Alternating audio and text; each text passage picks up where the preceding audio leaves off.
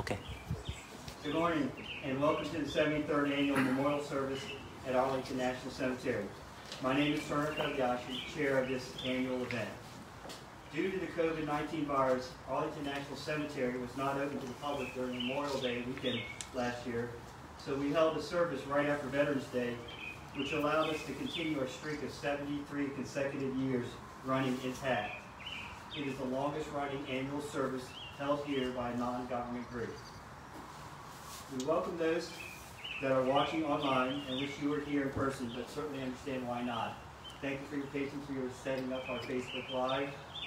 I'd like to say hi to a few people online. My niece Kelly, my nephew Brian, and the most important one is Mrs. Nagata, the mother of our guest speaker down in Atlanta. Hello, and welcome online. Each year we gather here to honor those brave Japanese Americans that served our country and now are interred here. It began with members of the 442nd Regimental Combat Team in 1948 and continues to this day. We now have seen our list grow to 94 men and women that we honor. In 2020, we have added, in Section 60, U.S. Navy Captain Norio Bruce Endo, a Vietnam veteran of 2 tours. He was one of the first Japanese-American pilots to reach the rank of captain in 1978. A graduate of Johns Hopkins University, he co-founded the Japanese Lacrosse Association. In Columbarium 9, U.S. Army Sergeant Kei Megumi Sato, U.S. Army Headquarters Company, 3rd Battalion, and 442nd Regimental Combat Team. We are very fortunate to have his daughter, Linda Sato Adams, here today. Our program is a little different than normal due to some safety guidelines put in place during this pandemic. In the past, we were able to place flowers at each grave sites, but we're not able to do that this year. We also normally have a student speaker from Spark Matsunaga Elementary School on the program, but we're not allowed to have that this year. We do, however, have a principal of the school with us today, Mr. James Sweeney. We'd like to welcome him and thank him for his and his students' continued support to our program for over the last 9 years. We're fortunate and appreciative to be here today. Please let me introduce the leaders of the Japanese American Citizens League, DC chapter, the Japanese American Veterans Association, and the National Japanese American Memorial Foundation to welcome us. First, Linda Sato Adams, co-president of the JACL DC chapter, will be followed by Gerald Yamada, president of the Japanese American Veterans Association, and then Mark Nakagawa, retired U.S. Lieutenant Colonel of the National Japanese American Memorial Foundation. Thank you.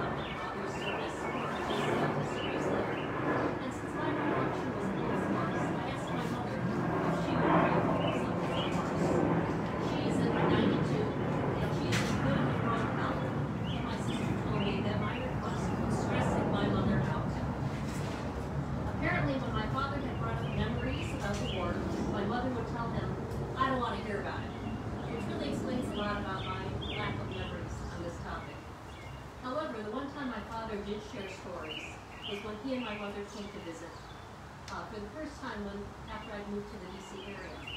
So when you think about all the monuments and memorials that are here, the only thing that they wanted to see was an exhibition at the Smithsonian's National Museum of American History.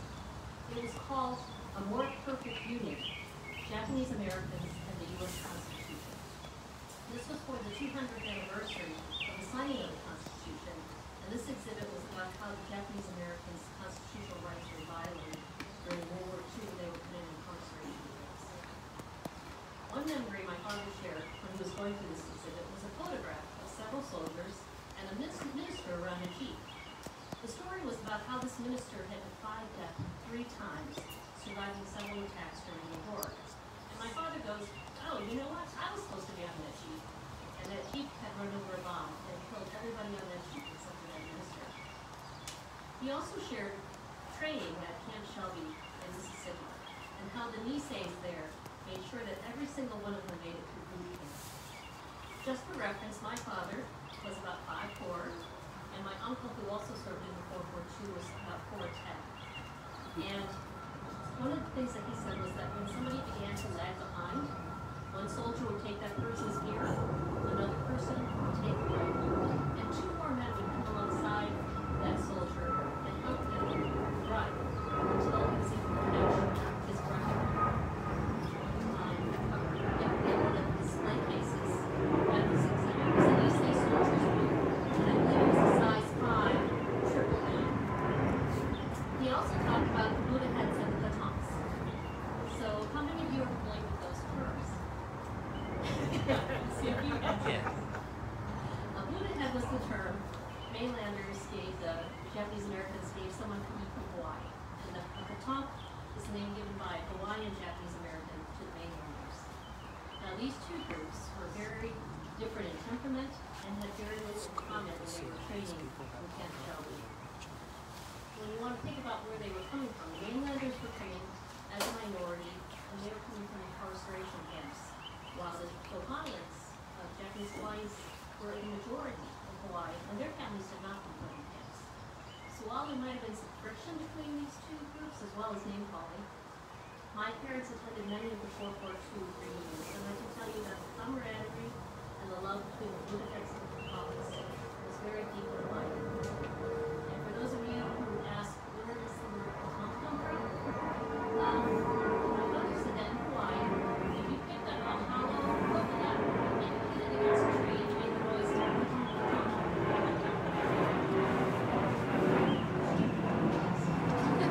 from Camp Shelby, they were shipped out. They were brought on the shore in Manila. Their first orders were to find and remove all the landmines that were on that beach where they were. They talked about taking the point in some of their forays, and because of the landmines, one person would have to take the lead or the point, and everybody behind him would walk exactly into those same footprints.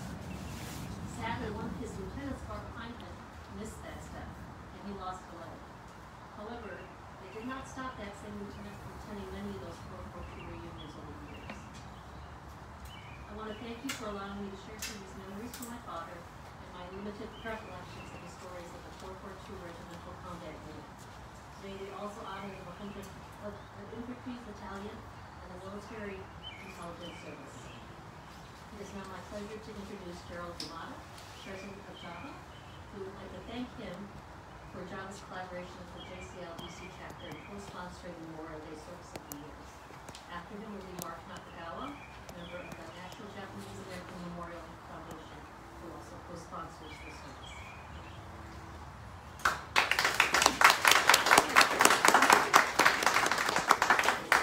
Thank you, Linda.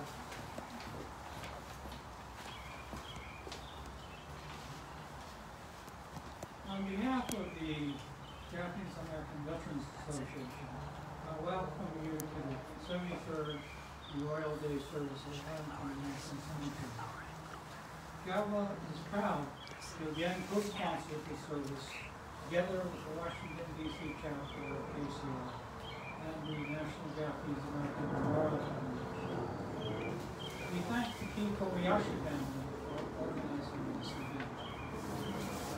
Today we honor the soldiers who are no longer with us. They answered the call to serve, and they served with hope, honor, and personal courage. World War II Japanese Americans served in a very difficult time in our history. The government distrusted their loyalty based solely on their ethnicity. America was at war, and in any one year there was a Japanese ancestry was suspect. It mattered not that 2/3 of those whose lives were disrupted by Executive Order 9066 were U.S. citizens, and supposedly guaranteed equal treatment under the Constitution. The government openly discriminated against them and unabashedly denied them their rights. History has substantiated that the government was motivated by prejudice, war hysteria, and lack of political leadership. Today, the government's resolve to enforce equal protection of the law and law is again being tested. We are witnessing a dramatic increase in hate crimes against nation and against members of the community. Unfortunately, our history has been against minority based on stereotypes. The war against us is ongoing. What can we do? The Japanese Americans who answered the call to serve our country during World War II kept their faith in America. They served to fight prejudice and to prove that they were entitled to have their rights as U.S. citizens. They won their battle. Like the World War II Japanese American soldiers, we must keep our faith in America.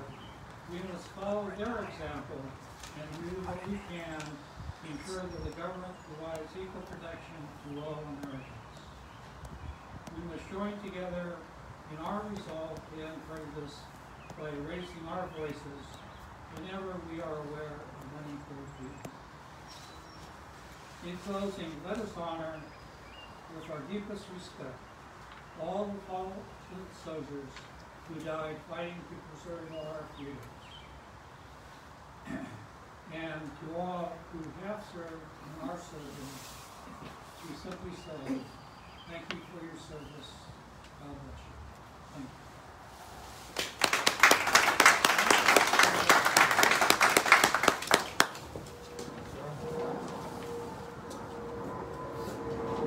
Good morning. Morning. Lieutenant Colonel Gerald, Linda, Kobayashi family, and friends. On behalf of John Tobey and Nikki Watanabe, co-chairs of the National Japanese War Foundation, thank you for the opportunity to be able to participate in this long-running ceremony. As Linda described, I'm a Buddha. I live in Hawaii, and I'm honored and privileged and humbled to be able to participate in this ceremony in this hallowed and sacred ground. Think about it. A boy from Hawaii grew up, and I'm here honoring our departed veterans. When this ceremony began way back after World War II, it was in honor of the fallen soldiers, the fallen Japanese American soldiers from the 1 Kikukuka, the 442nd Regiment Combat Team, and the Military Intelligence Service for the heroic and honorable service during World War II. It was through their valiant efforts and heroism that subsequent soldiers, the sailors, Marines, airmen, and Coast Guardsmen were able to serve in conflicts in Korea, Vietnam, in between there we had places like Vietnam and the Cold War, Gulf War, Iraq, Afghanistan, and the conflict in Much is said that this ceremony honors say soldiers. In a few days, the U.S. Postal Service will be issuing a stamp honoring Nisei soldiers. The image of 442 veteran Shiroki Wadi Yamamoto from the 442nd will represent all Japanese Americans who served with distinction and honor during World War II. The unit was known as everyone knows, the Go for Broke Regiment because they literally went and fought for broke. They went for broke because they were literally fighting for the nation as their family were incarcerated and cast back to the States.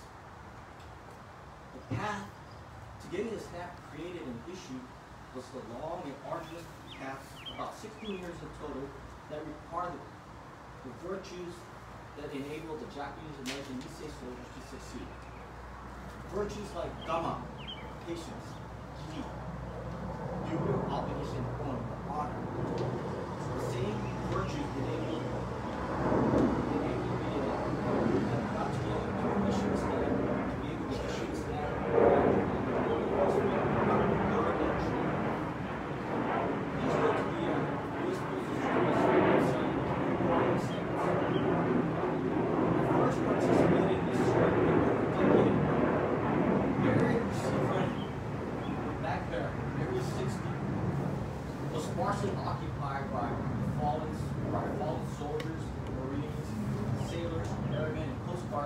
civilians from the current conflict.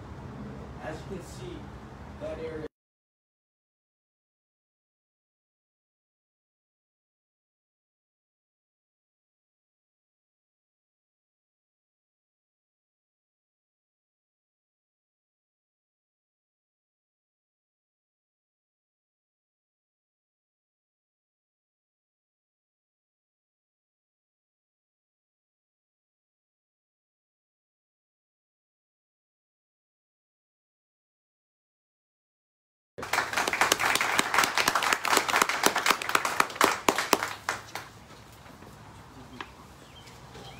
Thank you, Mark. It is my privilege and honor to introduce our guest speaker, Lieutenant General Michael O'Connor. Colonel O'Connor served 38 years in active service in the U.S. Army. He is a native of Virginia and a graduate of Legislative University. He is known as a leader valiant for his energy, intellect, integrity, and judgment. He has extensive experience with the U.S. intelligence community in Washington, D.C., special operations, and counterintelligence. His final position before retirement was Director of Strategy for Counterintelligence for the National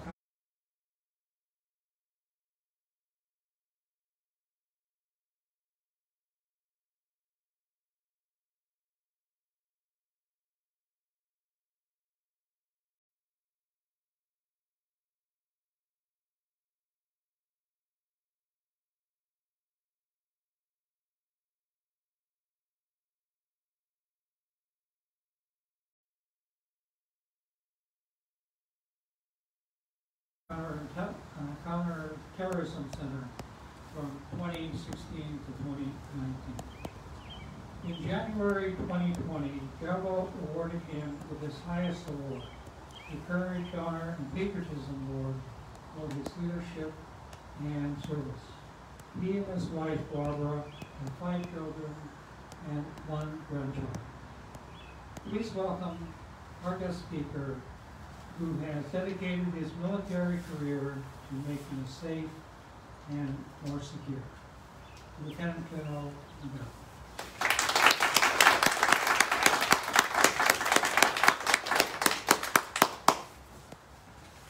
All right, well, good morning, everyone, both here and online. We obviously have some competing acoustics here, so I'll try to speak up.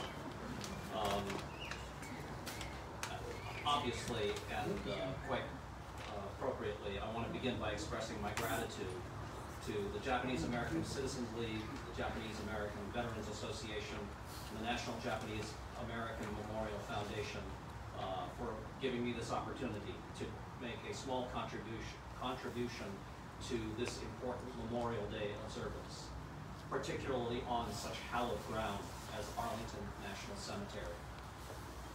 It's a real privilege to address all of you today as we recognize the significance of Memorial Day, and at the same time, having had the chance to celebrate Asian American and Pacific Islander Heritage Month across the United States. As a career military member who also happens to be of Japanese ancestry, that convergence is both remarkable and poignant in ways that I will try to describe for this audience. And many thousands more who are finding other venues to reflect on all that has come before us and are recognizing and remembering this month. As we all learn in school, the origins of Memorial Day trace back to the American Civil War in the late 1800s. In fact, the ground we stand on today was part of that upheaval, and in ways only the unpredictable trajectory of human history can create, went from being the once ancestral home of General Robert E. Lee during a time of enormous divisiveness and fratricidal conflict to becoming America's most important national cemetery that honors the sacrifices that have been necessary to secure and advance American unity and liberty. After that catastrophic upheaval in the 1800s, wherein 1 million Americans became casualties, a movement that some began calling Decoration Day gradually evolved into what is now formally enshrined as the national annual observance we are here to honor and celebrate. The millions of American men and women who have served in our armed forces over our history, and in many cases have truly given the last full measure of devotion, have only reinforced the importance and significance of this day and of this place. I'm sure that almost everyone who can hear my voice today knows of someone, or perhaps even has someone in your own family, who deployed overseas in defense of this nation and came back bearing the scars of conflict, or perhaps has been laid to rest in hallowed ground somewhere, including this place all around us. We are all taught in school that the Civil War was based on a profound schism among the American people over the enslavement of the black population in our country. It may seem today like such a distant, perhaps even archaic fact, that almost 20% of the American population once lived without freedom. Yet even now, we are faced with unsettling reminders that we still too often struggle to achieve the ideals of equality and freedom. Just in this past year, we've had too many reminders of continued mistreatment of minorities of all types, including Asian Americans. We should certainly recognize that America has made enormous changes and progress since the 1800s. But it is also obvious that we still have a long way to go before we fully realize the standard that Martin Luther King once urged all of us to strive for, that the content of our character should matter far more than our race or indeed anything else. And we must recognize that our children and our grandchildren will have to continue to work to advance this idea after we are gone. Asian American and Pacific Islander Heritage Month has a more recent pedigree. It was formally introduced as a proposal in Congress in 1977 and was signed into law a year later. Very importantly, the month of May was chosen to mirror the completion of America's transcontinental railroad in May of 1869, and as I'm sure most of you know, to recognize the tremendous and backbreaking labor, and unfortunately often the terrible mistreatment of the thousands of Chinese immigrants who built that railroad for America and laid the foundations of so much of the prosperity and sea to shining sea traditions that we enjoy today. Another driver of the creation of this day is something that I and many in this audience have a historical family connection to, and the previous speakers have already talked so well about. And it was the bravery and heroic example that thousands of young Japanese American men and women gave to us during World War II in the face of terrible treatment by the very government they chose to serve. My remarks today are an attempt to blend two themes that I believe emerge from the significance of both our Memorial Day and this Asian American and Pacific Islander Heritage Month. The first being primarily a military observance, and the other a more broadly cultural, societal, and perhaps even spiritual one. Many of us here are an example of this blending. Both sides of my own family immigrated to the United States, seeking opportunity and an escape from poverty from Japan in the 1930s, just before World War II began. I spent a career of nearly 4 decades in the U.S. military, and my father was also an Army officer who served after the war, serving more than 2 decades as an Army chaplain himself. He and I shared the experiences of deploying into harm's way in defense of America, though we both had to deal, sometimes, with various degrees of discrimination and prejudice, whether from our military colleagues or from some of the very same Americans we were striving to safeguard. But a far more important and compelling example lies a little farther back in the America of the 1940s. As is now widely known, in the aftermath of the attack on Pearl Harbor in 1941 by Imperial Japan, the United States government decided to gather all persons of Japanese ancestry in many of our western states, most of whom were American citizens, and place them in so-called internment camps, scattered across those states for the duration of the war. Over 120,000 Japanese Americans were forced to abandon their homes, surrender their property, close or sell their businesses, relinquished their relationships with American society, and were essentially imprisoned for years without any due process or right of appeal. But as sometimes happens in the wake of tragedy, unexpected and powerful events can emerge that show all of us what it is to rise above even the worst of circumstances. History now records, in the wake of this disgraceful treatment by the government of its own citizens, obviously driven by racial bias and bigotry, over 33,000 Japanese Americans nonetheless volunteered for U.S. military service during that terrible conflict. Two of the most notable examples of all region mentioned this morning, and were the creation of the 442nd Regimental Combat Team and the Military Intelligence Service of the U.S. Army. In the case of the 442nd, 3 complete combat infantry battalions were raised, one comprised of young Japanese Americans from Hawaii, and the other 2 battalions raised in the continental United States, and often from the very same internment camps where their mothers, fathers, and siblings remained imprisoned. One small footnote: I'm very proud to say I have 3 uncles from both sides of my family who served in that regiment. The 442nd would go on to participate in some of the most important military campaigns in the liberation of Europe, and in the process, become the most decorated unit of its size and length of service in U.S. Army history, and sadly, also absorbed terrible casualties among its ranks. When I've occasionally had the chance to ask some surviving veterans why they fought so hard and sacrificed so much despite this mistreatment, they would always tell me that they were determined to prove not only their own loyalty to the United States, but by extension, prove that their families were loyal Americans as well. The Military Intelligence Service was also comprised of thousands of Japanese Americans, both men and women, again many of them volunteering from the internment camps, who served in intelligence and communications roles to support America's campaigns in the Pacific. Rather predictably, very few Americans understood either the Japanese language or Japanese culture, and waging the war against Imperial Japan across the enormous Asia-Pacific region, including all of Southeast Asia and much of China, made the language translation and intelligence contributions of these volunteers strategically vital, eventually compelling the Japanese government to unconditionally surrender to the United States and its allies in 1945. These men and women who silently served in the military intelligence service were decisive and irreplaceable for that victory.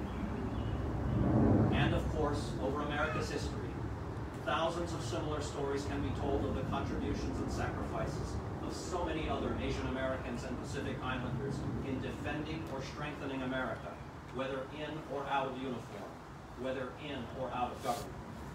Collectively, they are all a reminder of the strength and vibrancy of an America that, at its best, strives to harness and propel the virtues and strengths of all of its people, regardless of origins, religion, race, gender, and so on.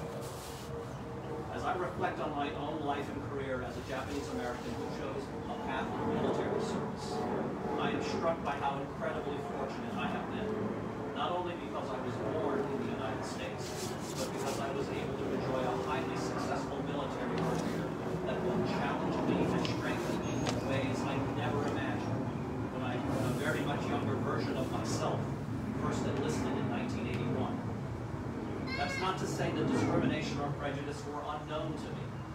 It's important to recall that in the post-Vietnam era, when I joined the Army, race relations within the U.S. military were very bad and often violent, particularly between black and white soldiers. I have very vivid memories of being warned the very first time a very young 2nd Lieutenant Nagata pulled the night duty called Staff Duty Officer in my infantry battalion in Korea about the possibility of a violent melee breaking out in any of the barracks that I had to monitor until the morning. Nothing even remotely like that exists today, 4 decades later. And one need look no farther than the fact we today have a black Air Force Chief of Staff and a black Secretary of Defense to see how much things have improved. But that also should not mean we can afford to rest on our laurels. Among the many things we will have cause to regret during the past year of historic pandemic, we must also regret and deal with the mistreatment of minorities that we saw all too vividly. There were also my own experiences with bigotry and discrimination as I rose through the ranks of the military. These are sharp reminders for me that America still has work to do to realize the ideal expressed in our own Declaration of Independence, that all of us are created equal. I did not always react as effectively as I should have, occasionally lapsing into either self-pity or fruitless anger. When I was at my best, I instead chose to use these unhappy experiences as a motivation to just be better. All these years later, after one of those unhappy experiences, I can remember a small voice in my head saying, okay, then I'm just going to prove that I'm better than these people that are either trying to hold me back or discriminate against me. That was often neither the easy nor the safe path to take, but I guess I was either too stubborn or perhaps just too young to see how difficult and risky that kind of reaction could be. But in the end, I somehow managed to retire after 38 successful years in uniform as a lieutenant general and as the most senior Asian American to serve in U.S. Special Operations Forces. So I guess I didn't do too bad. So here we are, seeking to celebrate these two important observances.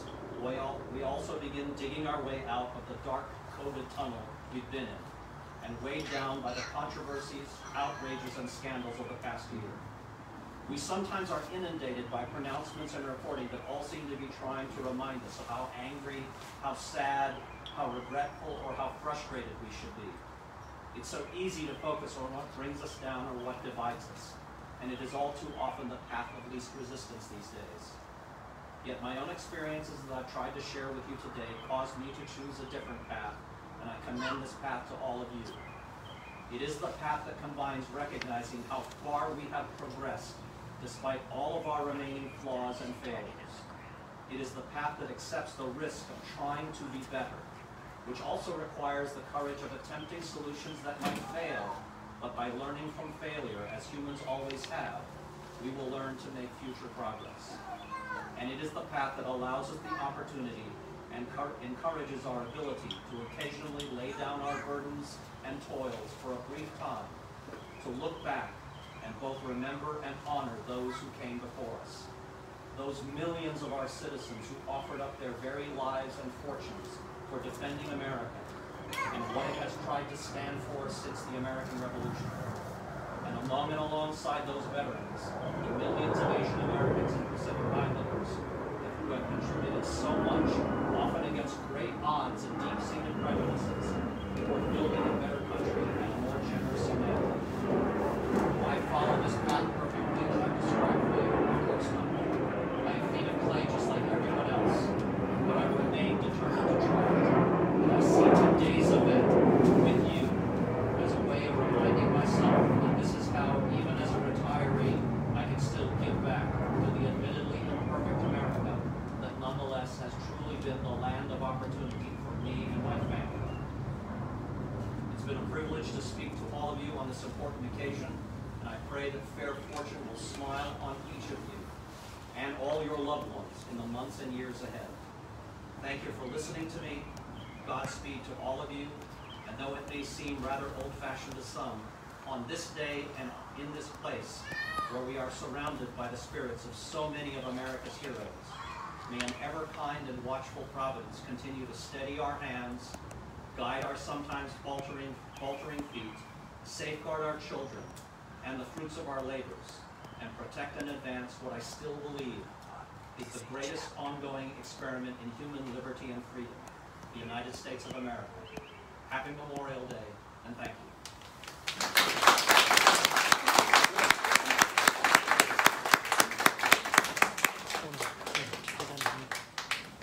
Thank you, Lieutenant General,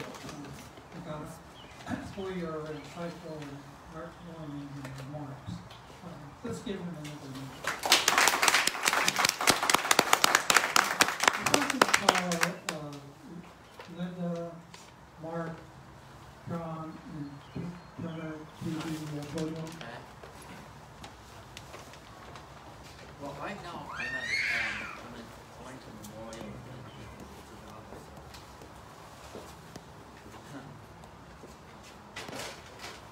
Yeah.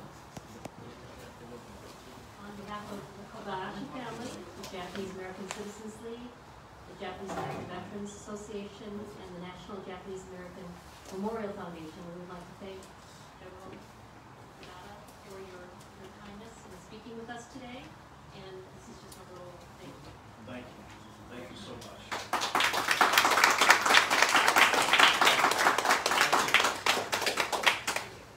You want to take a quick picture? Oh, maybe over here.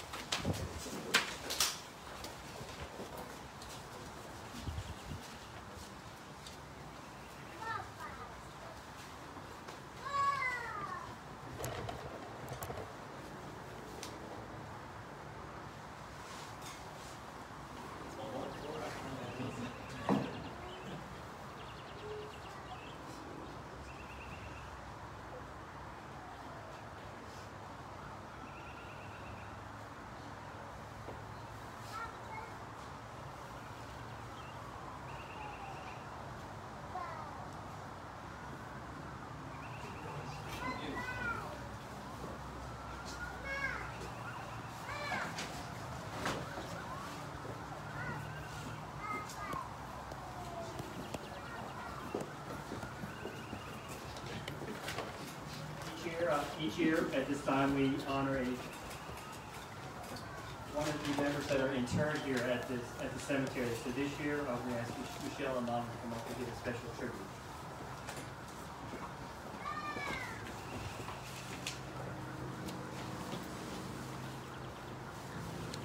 I am honored today to share the story of my great uncle, Private Ben Frank Masso, who is interred here in Arlington National Cemetery in Section 13-4. For as long as I can remember, my family and I would come here to pay honor to him. He was killed in the Vosges Forest after the Lost Battalion rescue. Uncle Ben's story begins by me telling you about the Massota brothers during World War II.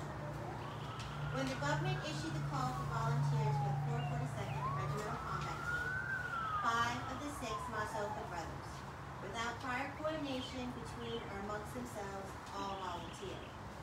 The eldest, Joe Grant, who was 34, was encouraged not to volunteer so that he could remain home and care for Mother Massota. This was also a precaution by the government to ensure that, just like in the movie Saving Private Ryan, the government did not want to take the chance of all 6 Massota brothers being killed or wounded. As to the fate of the remaining 5, Ben Frank was killed in action, who volunteered from Idaho, where he worked as a field steward. Ike came home 100% disabled from combat wounds. He was drafted into the Army before the war began. My grandfather, Mike, was slightly wounded. He volunteered while serving as Executive Secretary of the JACL. Henry, the second youngest, served in the paratroopers. He lived in Nebraska, from where he volunteered for the 442nd. The 442nd, he served in the anti-tank. Tad, the youngest, volunteered for Manzanar as fraternity. He was wounded in battle and left with a permanent limp. My great-grandmother, Masoba, had to endure having lost 1 son in action, 3 others who were wounded in combat. All 4 received the Purple Heart Medal. Grandpa Mike had the distinction of being the first New State to volunteer. When he volunteered, the War Department chided my grandfather and expected him to request to be commissioned. Grandpa said, no, to the contrary, if I were offered a commission, I would not accept it. Grandpa enlisted as a private, was promoted to private first class, a rank he held nearly to the end of the war, when he was promoted to technician 4th grade or sergeant. His predecessor, Camp Shelby, held the rank of major. Grandpa Mike told a colleague after the war that acceptance of a commission would have carried the wrong message into the Japanese American community. Uncle Ben served in Company B, 100th Battalion, and was subsequently transferred to Company E, 2nd Battalion. Following 10 days of intense fighting, delivered at Rieres, Belmont, and Belfont,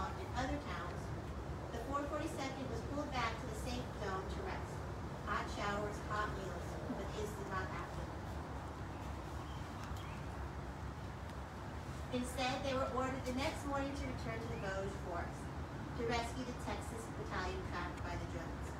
Hitler had personally ordered those trapped to be killed.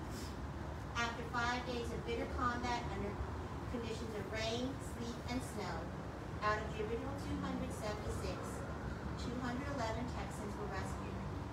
This later became known as the Rescue of the Lost Battalion. While 211 Texans were saved, the 442nd endured a very heavy casualty and mortality. After the rescue operation, instead of giving the Nisei time to rest in the safe zone, the division commander once again ordered the 442nd to pursue the retreating Germans. Frontline company and battalion commanders watched their men closely and alternated their assignments between safer areas and high-risk assignments. After extended service in the hazardous area, Uncle Ben was assigned to a less hazardous assignment. One day, Uncle Ben visited Grandpa at his public relations office at the service company, located in a relatively safe area. Uncle Ben told Grandpa he was planning to return to the front line. Uncle Ben said to Grandpa, "I just want to let you know." Grandpa asked, "Why are you taking the risk? Why not stay where you are?" Uncle Ben said, "Yeah, the Colonel said the same thing. The Colonel said I do not have to go, but would not stop me if I wanted to go." Uncle Ben said the boys on the front line were getting hit hard, taking lots of casualties, and he felt he ought to be there. Uncle Ben had made up his mind. He just wanted to tell Grandpa that what he wanted to do. Before Uncle Ben left, he turned to Grandpa and said, "Here, Mike, this is something I made for you." It was a ring. In his spare time, Ben had carved a hole in the center of a 25-cent piece and painstakingly beaten it into a plain silver ring with whatever crude materials or tools were available to him. Later that evening after dark, Uncle Ben had gone out on patrol. The patrol ran into a German ambush. Uncle Ben was apparently shot and his body was never recovered. Grandpa obtained approval to visit the forest area where Uncle Ben fought, and together with the men of Company B, they searched for Uncle Ben. Grandpa had hopes that Uncle Ben was taken prisoner by the Germans. But when Uncle Ben's dog tags were found, Grandpa feared that Uncle Ben was killed and not taken prisoner. A couple of years after that, Grandpa and the family received the Army's report that Ben's grave was found in the village forest. The sense of comradeship, Uncle Ben's sense of obligation to be with those buddies of his in time of danger, was one of the silent hallmarks of the 442nd Regimental Combat Team's great combat record. Grandpa Mike almost instinctively knew that this exchange of brotherly love was Ben's way of saying goodbye. While a few words were exchanged, this encounter began and keepsake memory of his brother. After my grandfather's passing, I too wore that ring for many years as we remembered to both Uncle Ben and my grandfather. And even in death, Ben and the Masoka family continued to support our country. Uncle Ben's death benefits were used by my great-grandmother to fund an annual memorial scholarship fund for over a 25-year period. One of the recipients of that scholarship was Cherry Samina, who later became the first executive director of the National Japanese American Memorial Foundation during the planning, construction, and grand opening phases of the memorial in 2008. I, like so many other bravery, heroism, and sacrifice. Even as our families were unjustly incarcerated by the country of their heart, these men still chose to fight, and some giving the ultimate sacrifice to their country.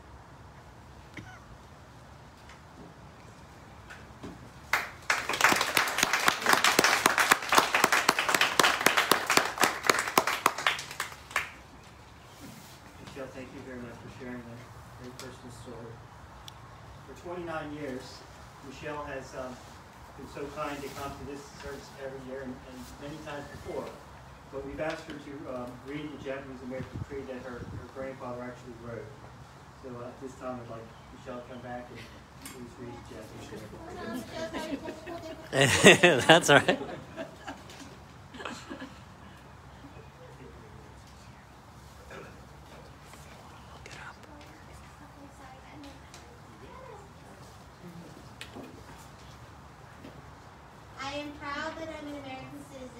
Japanese ancestry. For my very background makes me appreciate more fully the wonderful advantages of this nation. It's all right. I believe in her institutions, ideals, and traditions. I glory in her heritage. I boast of her history. I trust in her future.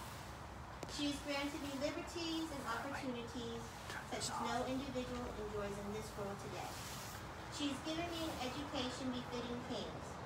She's entrusted me with the responsibilities of the franchise.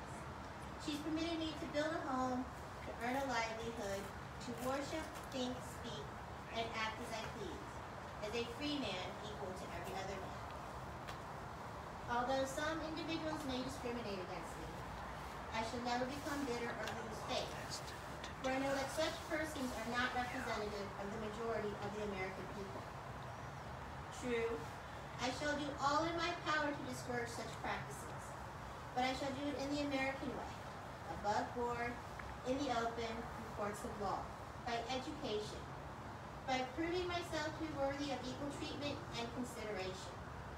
I am firm in my belief that American sportsmanship and attitude of fair play will judge citizenship and patriotism on the basis of action and achievement and not on the basis of physical characteristics.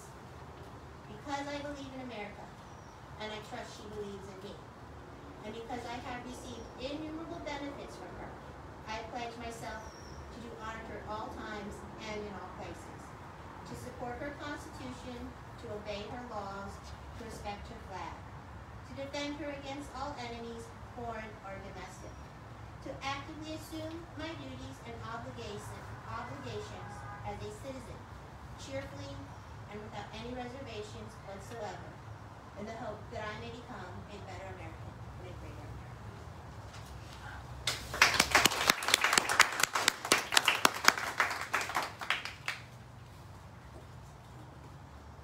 Thank you, Michelle. At this time, I'd like to ask all veterans and active service members to come up, please.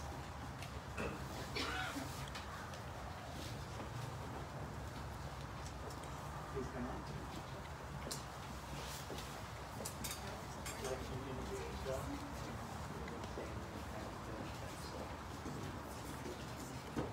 Michael Leon. Cynthia Macri, Captain of Medical Corps of the United States Navy. Mark Knockdown, U.S. Army. Gerald Hibana, U.S. Army. Pat Benson, U.S. Army. Molly Benson, U.S. Army. Scott Benson, U.S. Army.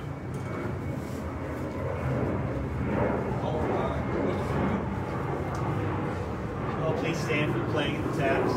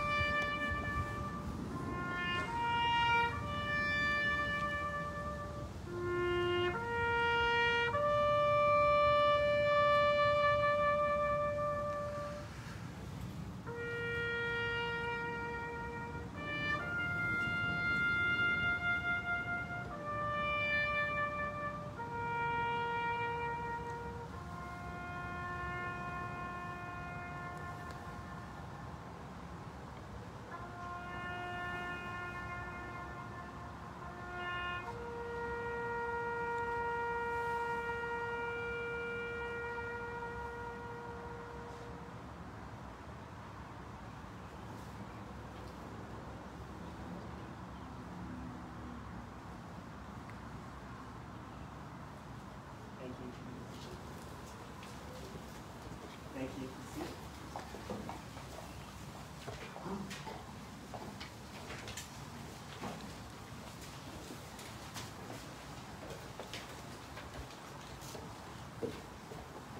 Normally at this part of the ceremony, we would go in and put flower arrangements at the grave sites of the 94 that are interred here, but we're restricted from doing that this year. Hopefully we'll be able to do that next year.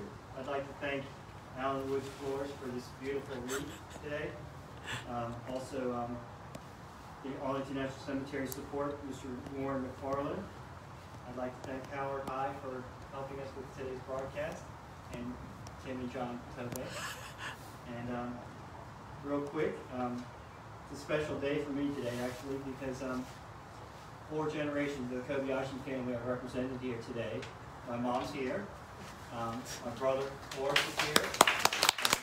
My sister, Francis, is here from Texas.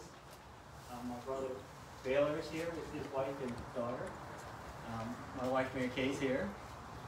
And the most important one is my daughter and her husband and our grandson is here. So the 4th generation Kobe's here. It means so much to our family. But thank you very much. This has been an honor to do this. I'm sorry, I forgot my sister Teresa. My nephew Matt is right there. Sorry guys. I already said hello to her daughter and son on the I'm sorry about that. Also, I have a very special friend here, Shirley Carroll. Her husband was interred here 2 weeks ago. And he's in Courtyard 7. She's a wonderful dear friend. He was a tremendous Army veteran, a senior executive service in the Army. I miss him greatly, and it's an honor to have known him, Shirley. So, but with that concludes our formal ceremony. Is there any announcements that anyone would like to make? What?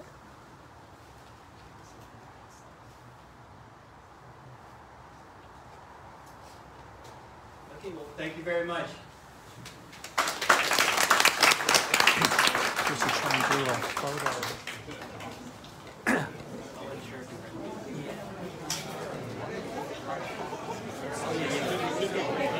He did, right? Yeah, I was like, so we should try and get all of